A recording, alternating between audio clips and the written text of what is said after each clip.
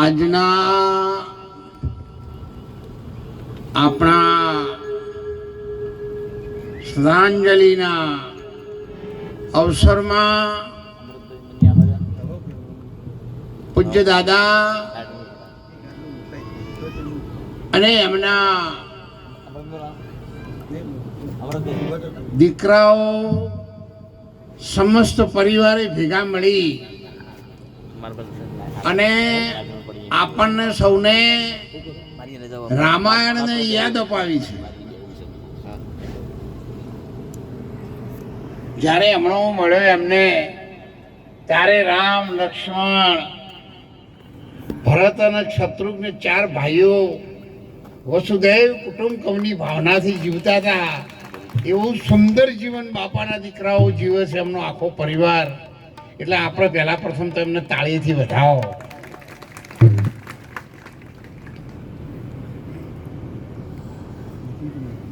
ખૂબ બધું પરિવર્તન આવ્યું છે, એ બધા આપ જાણો છો, તમે તો જ્ઞાની છો. આદરણીય આપણા અવસરને શોભાવવા માટે જેમનું આગમન થયું છે એવા પૂજ્ય વિષ્ણુપુરજી મહારાજ,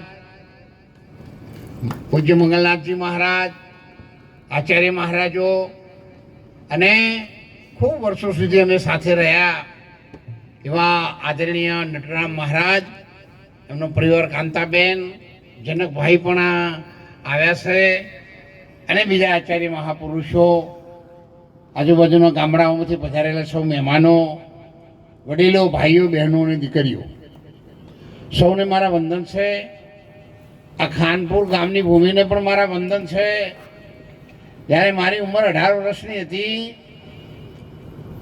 ત્યારે આ ખાનપુરમાં નરોત્તમ બાપા અને જુહાબા બે ભક્તિની લાઈનમાં હતા. એટલે આ ભક્તિની લાઈન શીખવા માટે હું પ્રથમ નરોત્તમ બાપાને અને જુહાબાને મળ્યો અને પછી આશ્રમ બનાવવાનું થયું.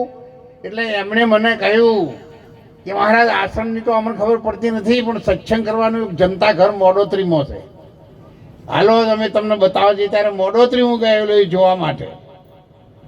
અને આ લાઈનમાં શ્રી ગણેશાય ગણો, પાયાની ઈટ ગણો, તો આ ગામના સંતો તરફથી જ મને મળેલી આ ભેટ છે. અને વિશ્વ સુધી પહોંચી અને ખૂબ સારું સન્માન પ્રાપ્ત થયું હોય તો એ જસ આવી આ ગામની ભૂમિકાને અને ગામના વડીલોને હું વંદન કરું છું. जो हमारे भारतवर्ष के संत शास्त्र, वेद, गीता, भागवत, महाभारत, रामायण, देव मंदिर, व्रत, कथा और उपवास सभी मिल के हमें एक संदेश सुना रहे हैं. हम बहुत समय सुनते आ रहे हैं. आप सब लोग ज्ञानी हो, समझदार हो, समझ सकते हो. फिर भी हमारे संतों ने और तुलसीदास जी महाराज ने रामायण में बताया है